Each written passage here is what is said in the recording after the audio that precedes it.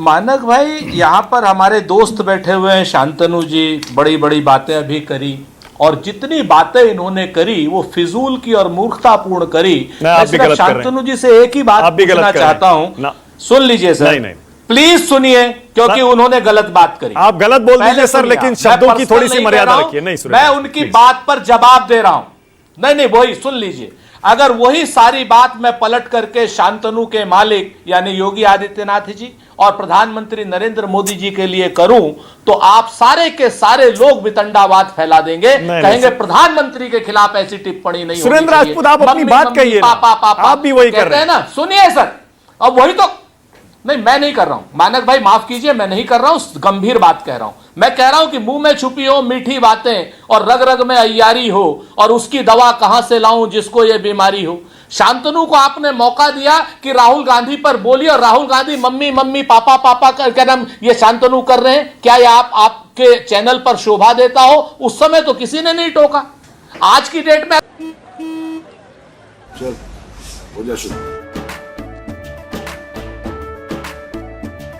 केसरिया से मन जोगी हुआ रे, दिल झूमे देखो पतवारा हुआ रे, दिल झूमे देखो पतवारा हुआ रे। हर पल मनाओ केसरी त्योहार। विमल, बोलो जुबान केसरी। अगर मैं भी वही बातें प्रधानमंत्री जी के लिए करूं, नरेंद्र मोदी जी के लिए करूं, और वही बात अमित शाह जी और आदरणीय योगी आदित्यनाथ जी के लिए करूं, तो क्या उचित होगा? मुझे सिर्फ इस बात का आप सोचिएगा, इस चीज को। आप सही कह रहे हैं, पॉइंट टेकन। मैं सुनिए, मैं सुरेंद्र राजपूत, देखिए जहां एक एंकर हूं मैं भी, सुनिए ना मेरी बात को सुनिए। मेरा काम सिर्फ मॉडरेट करना है शो को, सुनिए ना, लेकिन साथ ही साथ सुरेंद्र राजपूत, अरे भाई सुनिए ना, एक सेकंड सुनिए ना, 30 सेकंड मुझे भी दीजिए ना प्लीज। जब आपने मुझे अभी इस बात का एहसास कराया, मुझे वाकई इस बात का एहसास है कि शांतनु को ऐसा नहीं बोलना चाहिए था। उन शब्दों पर वाकई मैं असहमत हूं, और मुझे उनको रोकना चाहिए था। मैं सहमत हूं। चलिए आगे बढ़िए, बोलिए। तो मैं अगर इसके बाद भी आप आते हैं, आप आइए, आपके रहने से भारतीय जनता पार्टी के प्रवक्ता की आवश्यकता नहीं है। हम सब चीजों का सम्मान करते हैं, लेकिन अगर आप इस तरीके से लीडर ऑफ अपोजिशन की बेइज्जती करना चाहते हैं, तो आने वाले समय में आपके नेता की भी उतनी से ज्यादा नहीं, उससे 100 गुनी ज्यादा बेइज्जती होगी। उसके लिए तैयार रहिएगा, और सारा मेन स्ट्रीम का मीडिया उसको सुनने के लिए भी तैयार रहे। मेरा सिर्फ इतना कहना है, शांतनु जैसे लोग अपने आप को कहते हैं हम पढ़े लिखे हैं, हमने किताब लिखी है, तो अगर हम इनके ऊपर बिलो द बेल्ट टिप्पणी करने लगे तो भागते रास्ता नहीं मिलेगा।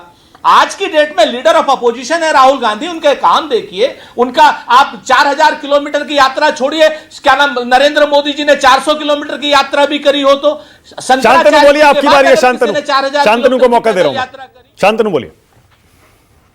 देखिए, अगर सुरेंद्र राजपूत जी को जो मैंने कहा उससे बुरा लगा तो मैं माफी मांगता हूं। मैं अपनी उसी बात को दूसरे शब्दों में कहता हूं। किताबों की बात चली, मेरे ख्याल से आशुतोष जी सबने संजय बारू जी की किताब पढ़ी होगी। हमें पता था कि 10 साल तक किस तरह से सरकार चलती थी। सारी फाइलें पहले सोनिया जी के पास जाती थी, फिर मनमोहन सिंह के पास जाती थी।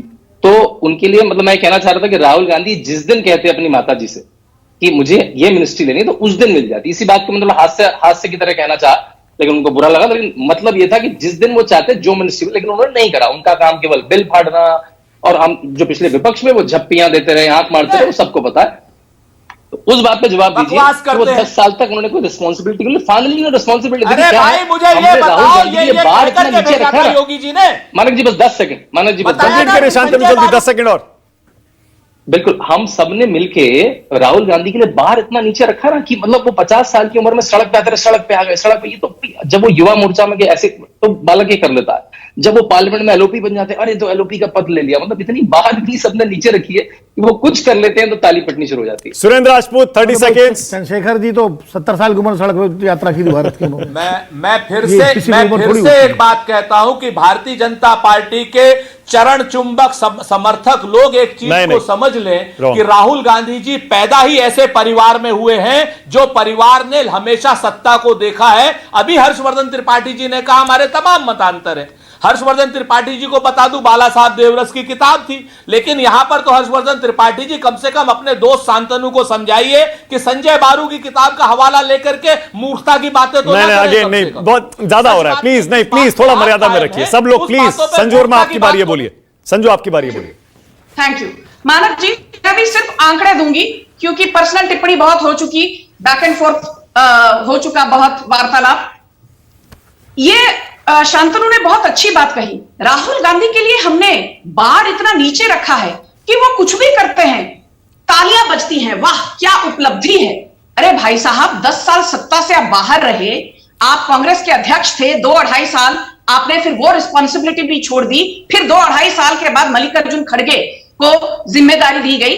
आप यदि आज विपक्ष के नेता, लीडर ऑफ ऑपोजिशन हैं, तो आपको बधाई है, पर इसमें ताली बजाने की और पीठ थपथपाने वाली कोई बात नहीं है। और मानक जी 10 सेकंड में, मुझे अभी काटिएगा मत।